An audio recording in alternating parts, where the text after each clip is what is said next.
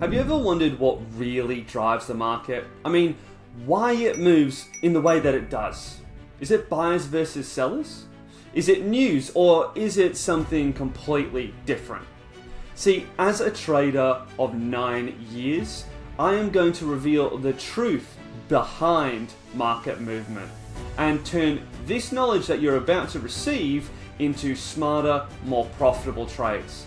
So let's get right into it.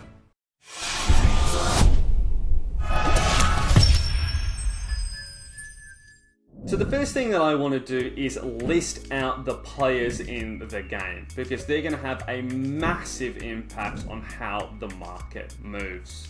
So if we go over here, I've already drawn a bit of a pyramid down here with banks on top, hedge funds, your medium to large size businesses in the middle, and of course your retail traders, which is us.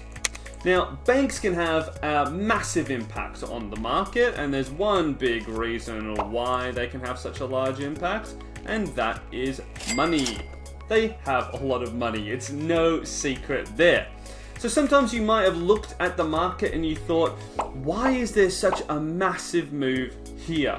Why, when we've been maybe consolidating for a while, did we burst out of this area here? This can usually be explained by an influx of orders that banks have put in. Now, of course, this doesn't happen all the time, but banks with their large amounts of money can. Because let's break it down this way. We've got only a small amount of orders, the market's barely moving along, and then I can make sure that it's not news for us here. There's no news down here. In fact, the news comes out hours and hours later. Well, why do we then see this massive candlestick? It could be banks, because again, they have quite a lot of cash. If you put $1 million into the market, of course, the market is going to go up, which is quite good. Now, I'm not going to talk about hedge funds and the medium to large size businesses, because they don't really have a massive effect on the market. They kind of just hang out, and maybe they can sway it a little bit, but they don't have enough money like a bank does to really impact it, and they don't have what retail traders have, which is, if I go over here, numbers. We have numbers, and sometimes we can actually rival, to an extent, the effect that banks have on the market. Now, this only works if we team up together. For example, when the market's been moving down through here, yes, maybe some banks came in here and started to push the market down, but why does it continue to go down afterwards? Probably because a lot of people have hopped into the market. The numbers can be really important when it comes to moving the market, just because of the vast amount of orders that we as retail traders can put in. Let's say there are 100 people in the market. 100 people about to put their buys or sell orders in. Out of those 100, everyone's got $50 to put in. Everyone. And you get, let's say 10 people. That equals a capital of $500, just with 10. Because in the end, if you've got 100 people with $50, that's $5,000. Now that doesn't seem like a lot, but when you factor in there are millions of people, well, billions of people on this planet, and there are millions of traders at any given time, how much money do you think could be in the market? Because we know it's about $6.9 trillion a day comes through these markets. You have prop firm traders in here who are still retail traders. You also have your average trader who just has their own live account. You've got beginners, you've got veterans who have their own larger accounts, for example. And you might even have your smaller hedge funds.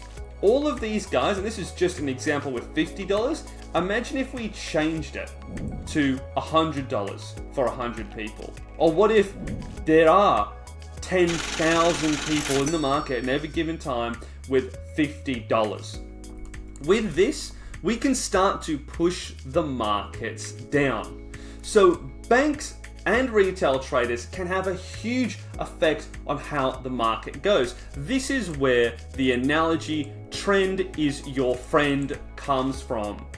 Because if enough people are all selling, there are more sellers than there are buyers, and all the money's with the sellers, everyone's selling off in here, putting their sells in, then the market will go down. Just like if a bank puts in a large order, $1 million, all we have to do as retail traders is match that or more, and we can take control of the markets. Now, banks are always going to be on top, and they're always going to be able to push us around, more so because they just have an infinite amount of money. We do not have that. So it can be a little bit difficult, but if we all band together, just like Trend is your friend, we can start to move the market. Then of course there is news like we see here. Now, not all news is treated equal. So let's have a look at this here. Now, this is a very old friend of mine. It's forexfactory.com, and I am on the calendar tab. You can see in any given week how much news actually comes into the market, and it is a very large amount. But not all news is created equal, as I said before. We have medium impact news, we have low impact news, and of course we have high impact news. Now, you really only want to be paying attention to high impact. Yes, medium impact can have a small change in the market, but nothing too big. Low will do absolutely nothing, but these high expected impact news events can have devastating effects to the market. Let's go and look at a few examples now. So I've come over to a really good example on Euro USD. If I scroll down here, you can see that unemployment rate and non-farm payrolls is here. Unemployment rate is pretty self-explanatory, but non-farm payrolls just means that anyone who's working that is not on a farm or a private household or a not-for-profit worker. So this again has to do with employment rates, how many people are employed, that sort of deal. So you can imagine with this sort of thing, if you've got higher unemployment rate, for example, that negatively affects your healthcare, it negatively affects how many people can pay for your mortgage effectively, not your mortgage, but their own. And we all know how that went in the 2008 global financial crisis. So this is big.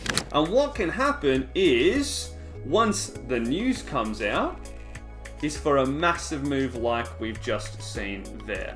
A candlestick that is bigger than any other in the markets. So that's how news can affect it. Fundamental analysis. You need to be aware of news because this can really pump the markets. You should also be aware that a couple of hours before news comes out is a really poor time to be trading if you are on the 30 minutes and higher. This is because before news comes out, you have a bit of a lull in the markets. Now, this can happen on a lot of pairs. That's because it's waiting almost for this to come out, give it the volatility that it needs to continue on. A lot of people will pull out from trading as well because they do not like news. So your overall volatility is lower. So if you've ever wondered why there is less movement before news, this is a big reason why. So to sum up, there are basically three main moving factors within what dictates the market movement. We have news, as we've just seen. We have banks, and we have us, the retail traders. And that really represents buyers versus sellers.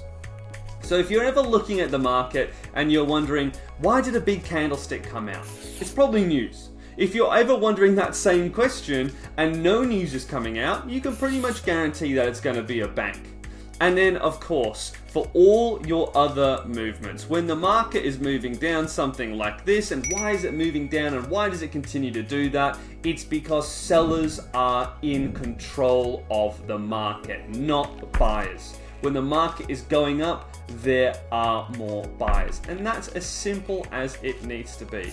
That is your fundamental analysis when you're hopping into the charts. Hopefully this has really helped you out. Please leave a like, subscribe, and comment to my channel as well. Cheers, guys. Bye.